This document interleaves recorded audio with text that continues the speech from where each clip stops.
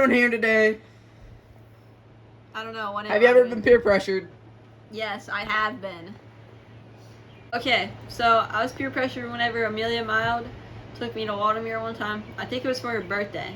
So we were in the water part, and we were in the wave pool thing, and I could not swim at the time. I actually couldn't swim until like a year ago. It was pretty bad.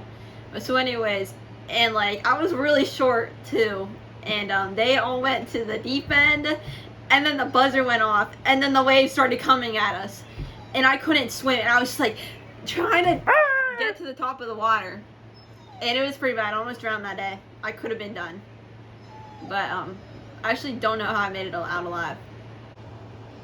Okay, Christopher, we're gonna be talking about peer pressure. Have you ever been in an incident that you were peer pressured? Perhaps. Can you tell us? Okay, so one day I was driving down the road, and I got a phone call from one of my acquaintances, Nico Lamonte. And did I mention I was in the car? So he said, you know, it would be so funny if you get in a 50-car pileup and absolutely wreck every single car in there. And he said he'll give me $50 if I do. So I said, bet, I will.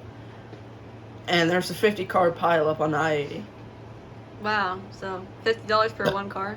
Oh, no, yes. Wow, that sounds more than peer pressuring. That sounds like manslaughter, I know. Oh, there was deaths? Yeah.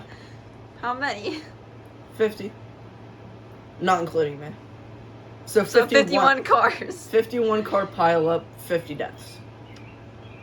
I was the ringleader. Wow, okay, cool. Thank you. Go. Okay, so after school one day, I was at cross country practice, and I just started running down the road, and somehow I ended up in Mississippi. I don't know, I just saw the road sign on the side of the road, so I was like, Mississippi. And then I kept running down the road a little bit more, and I saw this restaurant. It's called the Roadside Kill Cafe, and it was a little weird, but I stopped in because I wanted to see what it was about. And the owner, I met the owner actually, and he said, "You want to work here?" And I was like, "Okay." And so I started right there. The second I got in there, I started working, and it smelled a little bit weird in there. And I had to open up the packages so they could like ground it into some meat. And the addresses on there were from North Korea, so I'm not really sure about that. And then I opened up the package to hand to the man, and I'm pretty sure it was my friend's grandpa in there. It was pretty weird. Cut. Okay. One time I was at Shake Shack, and I pulled out my 24-inch machete, and I sliced the cash register in half, and we split the money. Who? What, is that supposed to be a joke? Me and Rosie.